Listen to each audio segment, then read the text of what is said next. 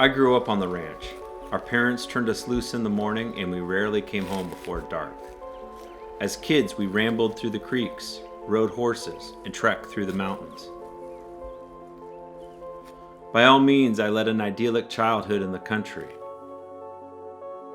But one night, when I was about 12 years old, I was persuaded to go into the barn to hear ghost stories with a group of kids. One of the older girls told a story of a family that was brutally murdered in the very barn we were all in. She went on to tell us that the perpetrator was never found and that he was most likely still living in these mountains today. I confronted my parents about the story. They confirmed that it was true, but they had very little information on the incident. Or maybe they felt it was better not to talk about it and bury the story. For that entire summer, I never walked alone or without a flashlight at night.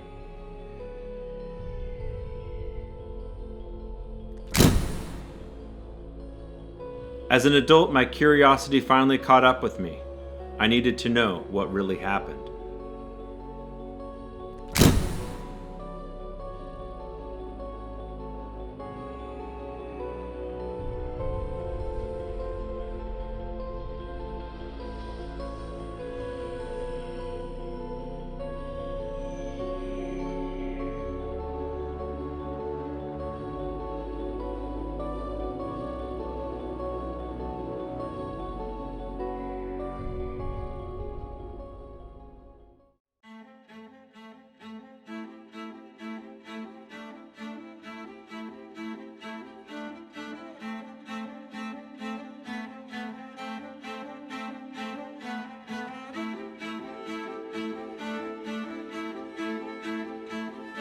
In the fading days of summer 1910, the calm of the woods was shattered by gunfire and an allegation that was made by socialite woman Margaret Starbuck.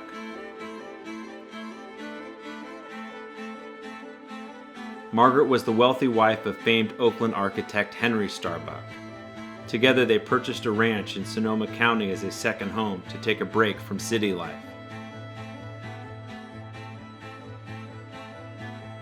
Realizing support was needed to operate the ranch, Mrs. Starbuck leased the property for 3 years to Thomas Kendall and his parents. Margaret kept a room in the house to stay in the summer months, while the Kendalls would live in the house, maintain the property, and manage the livestock.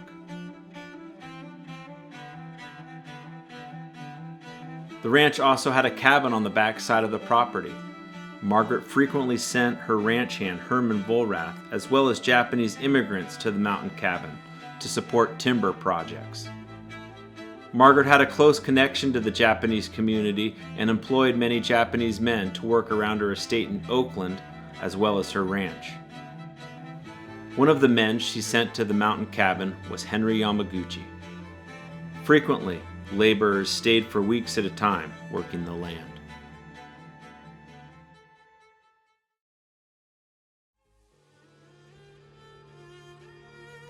On July 23, 1910, which should have been a pleasant summer afternoon for the Kendall family, became a nightmare.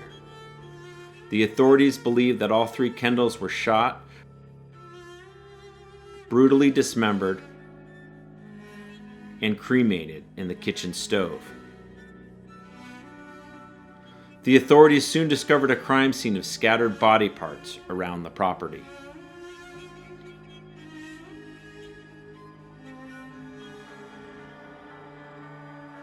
Mrs. Starbuck claimed that her Japanese laborer, Henry Yamaguchi, came to her Oakland residence 2 days after the murders and confessed that he had killed all 3 Kendalls in an altercation.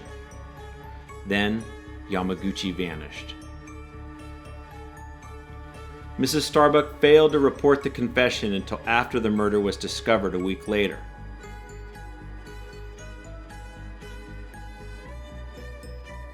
The national media coverage fetched the attention of newspaper baron William Randolph Hearst and California Governor James Golett, and the 2 men set a $1,000 reward for Yamaguchi's capture.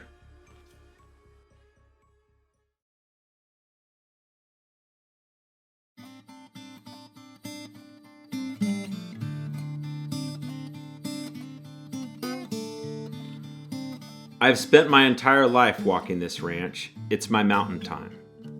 No busy roads or elaborate buildings, just the mountains. Even by today's standards, it would be very challenging to live in these hills, let alone 100 years ago. As I walk this land, I feel a connection to the people that settled this area.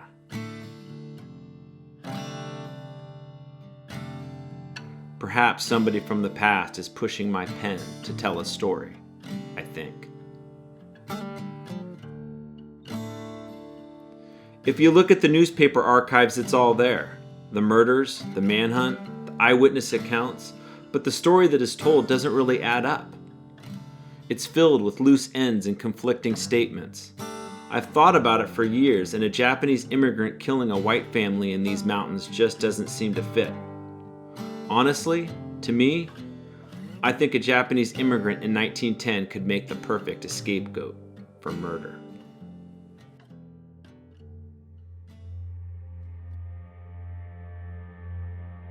The newspapers did say there were other suspects. There was Margaret Starbuck, the owner of the property at the time. I visualize Margaret as someone who gets what she wants.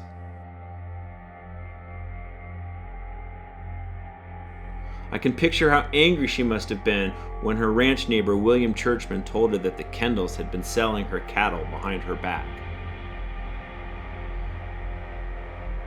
Fearing that she was being taken advantage of, Margaret made several attempts to evict the Kendall family from the property,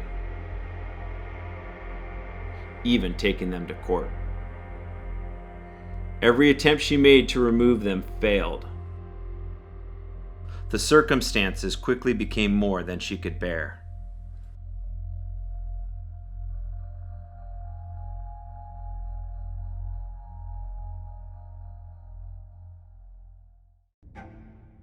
Margaret had little control over the situation and looked at selling the property. Newspapers reported that Margaret met with a Japanese official, and the two had an interest in turning the ranch into a religious retreat for Japanese immigrants. They discussed land improvements and building a temple on the mountaintop of the property. I believe the Japanese organization was willing and able to support the project, but there was one thing standing in the way: the Kendall family, which still refused to leave.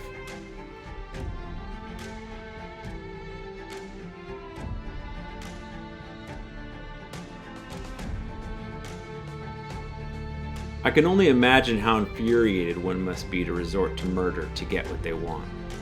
Maybe she felt she was out of options. I mean, she must have orchestrated the murders. We know the Starbucks sent letters to the ranch hand Herman Vollrath demanding him to remove the Kendalls by any means necessary, even if that meant murder.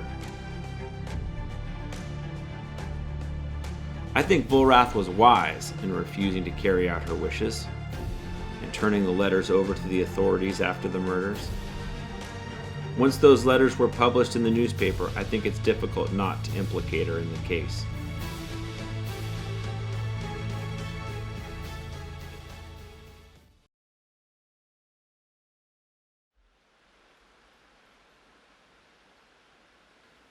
People seem to live long lives in the country.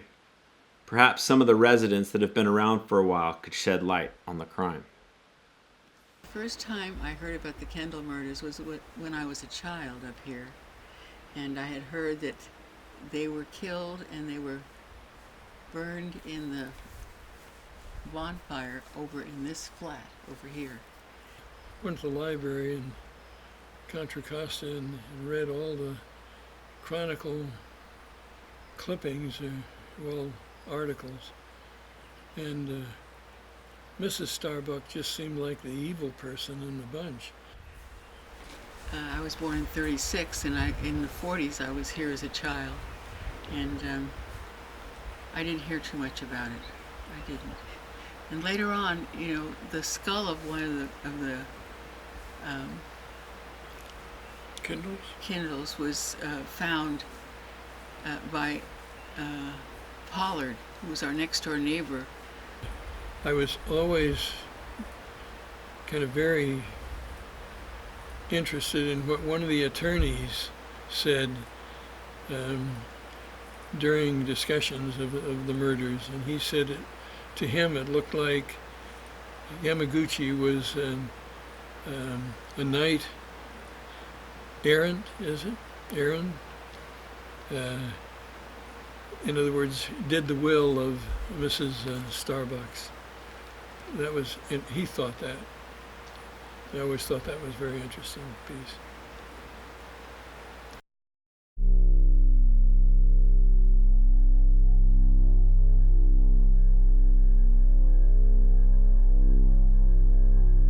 Could Mrs. Starbuck have influenced Yamaguchi to commit the murders, or was someone else involved? We know she sent him to the mountain cabin a few weeks before the murders. Constructing a timeline of the murders, here is what we know.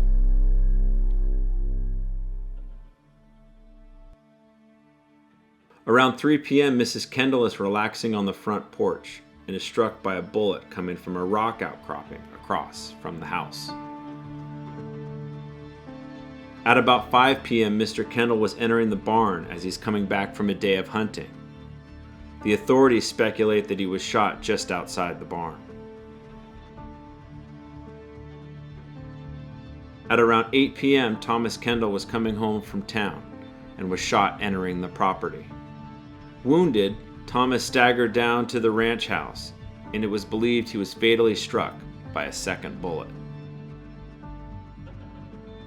At around 9 p.m., the perpetrator started dismembering all 3 Kendalls with a hatchet and began cremating them in the kitchen stove.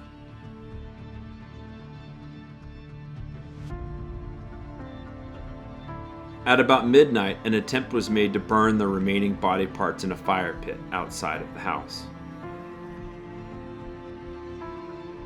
By 10 a.m. the following morning, any evidence left was scattered around the property. At 1 p.m., a couple having a picnic run into Yamaguchi as he's leaving the cabin. The two claim he was behaving normally. They testified that they didn't see anything suspicious connecting him to the murders in or around the mountain cabin. But he was leaving with the Kendall's dog. He explained that he was headed to Oakland to drop the dog off to Mrs. Starbuck.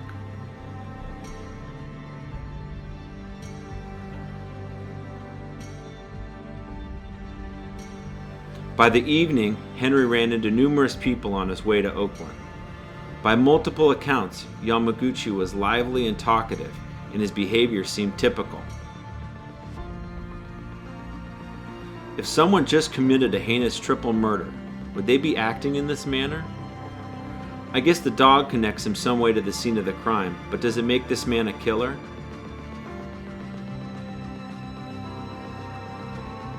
People he conversed with regularly said he was well educated in English. The newspapers describe him as soft-spoken, an avid reader, not a killer. According to the reports, Yamaguchi is never seen with a gun, but the neighbor, William Churchman, he owned a gun.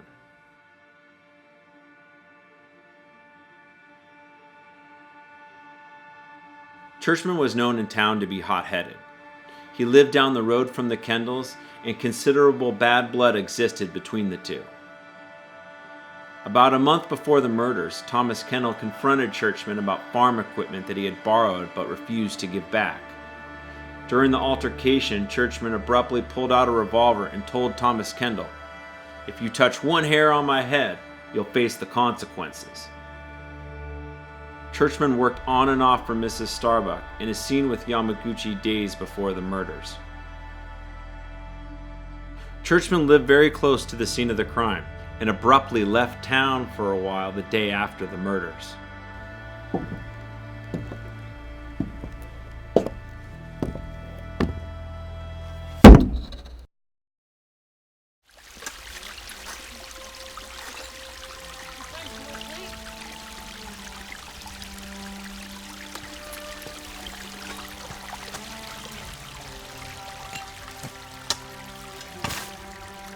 Did the authorities back in 1910 search hard enough for the truth? I think if you dig deep enough, you might find something under the surface. These mountains are littered with the old homesteaders' garbage, but to me it is more like digging up the past. and if you dig deep enough, you might find something significant, a snapshot of past mountaintop.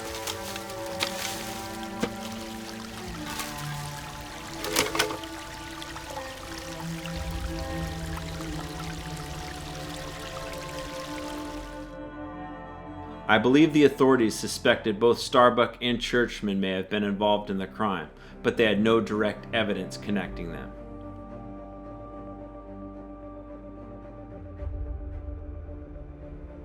As the story grew, I imagine proof linking the Japanese immigrant to the crime needed to be found. This may explain why an axe and bloody overalls were found in the cabin after Yamaguchi left the area, after the cabin was already searched by the authorities multiple times. Perhaps that evidence was planted. Churchman's house was an easy walk through the woods to both the Kendall's ranch house and the cabin where Yamaguchi stayed.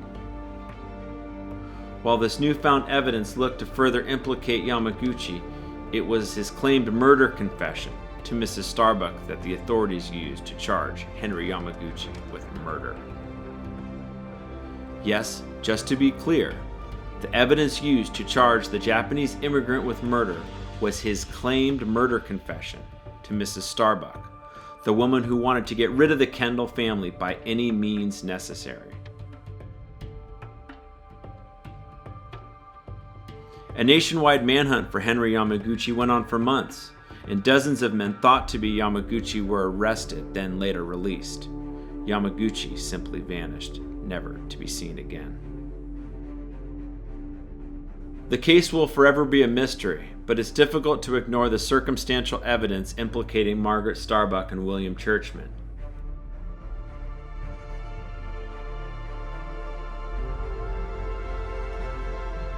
Whoever killed the Kendalls was most likely a good marksman, but lacked the ability to sufficiently clean up a crime scene.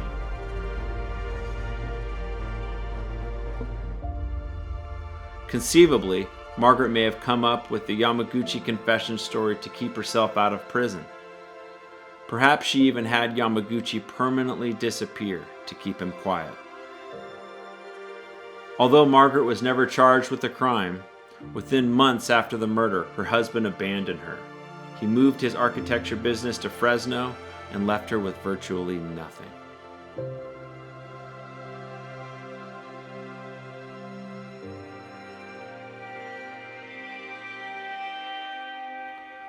That night in the barn, hearing ghost stories is now a distant memory. I can finally put my curiosity to bed knowing that I have searched for what I believe is the truth. And at first glance, it seems like there are no winners in this story. For years, most people wanted nothing to do with the ranch because of the murders. Property was eventually sold at a discounted price to a group of working-class men from San Francisco looking for a country retreat. A place where they could spend quality time in the outdoors with friends and family. I think those people may be the beneficiaries of this tragedy. Sometimes I feel like time stands still on this property, but I guess that's just mountain time.